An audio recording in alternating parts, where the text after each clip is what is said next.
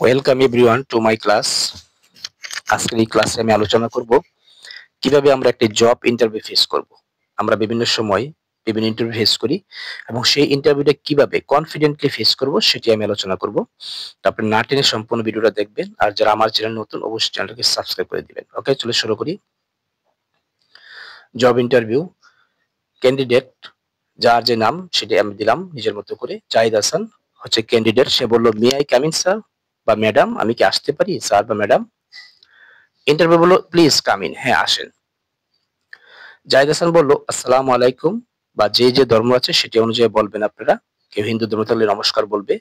May I sit, আমি কি বসতে পারি?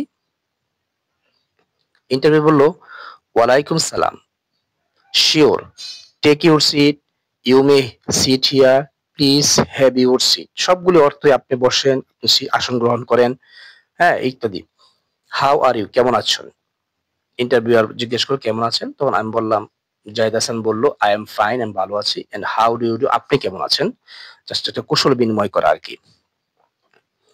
এরপর ইন্টারভিউয়ার বলল, আই এম গুড, ভালো আছি, ক্যান উই স্টার্ট নাও, আমরা কি এখন শুরু করতে পারি? তো জাস্ট ভদ্রতা দেখালো। তখন জাহিদ হাসান বলল, ইয়েস স্যার, প্লিজ, হ্যাঁ আপনি শুরু করতে পারেন। ইন্টারভিউ বলল, হোয়াট ইজ ইউর নেম, তোমার নাম কি, মানে আপনার নাম কি? তখন জাহিদ হাসান বলল, my name is Zahid Hasan, আমার নাম জাহিদ হাসান। ওকে, ইন্টারভিউ বলল, ওকে ঠিক আছে Zahid, disclose yourself, tell me us about yourself as well as your family. সবগুলি অর্থই এক, যে তোমার সম্পর্কে বলো, তোমার সম্পর্কে প্রকাশ করো, তোমার পরিবার সহ তোমার সম্পর্কে আমাদেরকে কিছু বলো। এবার জাহিদ হাসান তার পরিবার সম্পর্কে বিস্তারিত দিব। সেটা হচ্ছে যে বিস্তারিত বলল। জাহিদ হাসান বলল, sir madam, I M Zahid Hasan, I am from Gazipur Dhaka. আমি জাহিদ হাসান আমার নাম, আমি গাজীপুর ঢাকা থেকে এসেছি। I graduated in English literature from NU.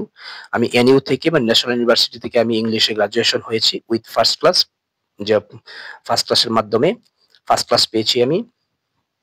My father mister Jamil is banker, my mother miss Sufia Begum is an ideal housewife. আমার বাবা মিস্টার জামিল একজন ব্যাংকার, ব্যাংকে চাকরি করে, এবং আমার মা মিস সুফিয়া বেগম একজন যে আইডিয়াল মানে আদর্শ গৃহিণী।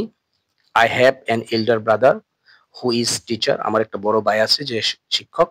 And a younger sister who reads in class 10, এবং ছোট একটি বোন আছে যে ক্লাস 10-এ পড়ে। সে তার এই সম্পর্কে বলল। আরো আছে, I like travelling and reading book, আমি ভ্রমণ করতে পছন্দ করি এবং বই পড়তে পছন্দ করি। দ্যাটস অল অ্যাবাউট মি, সে তার সম্পর্কে এটুকু বললো। ঠিক আছে, এটুকু আমার সম্পর্কে। ওকে, এবার যে ইন্টারভিউ সে বলল, okay, I think you did graduation in English literature. ঠিক আছে, তো আমার মনে হয় আমি আমি যতদূর জানি যে তুমি ইংলিশ লিটারেচার উপরে গ্রাজুয়েশন করেছো, বিএ ডিগ্রি অর্জন করেছো, বিএস অনার্স করেছো।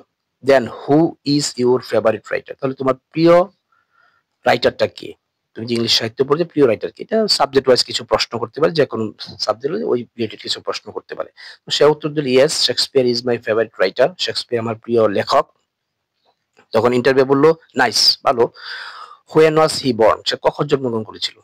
আমি বললাম, হি was born in 23 April 1564।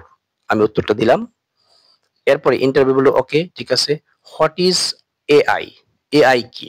AI জানি আমরা আর্টিফিশিয়াল ইন্টেলিজেন্ট। তো এখন যদি আমরা কোনো প্রশ্ন উত্তর না পারি তাহলে আমরা কিভাবে স্কিপ করব? তখন সে বলল, sorry, I can not remember it at this moment, আমি এই মুহূর্তে এটা মনে করতে পারছি না।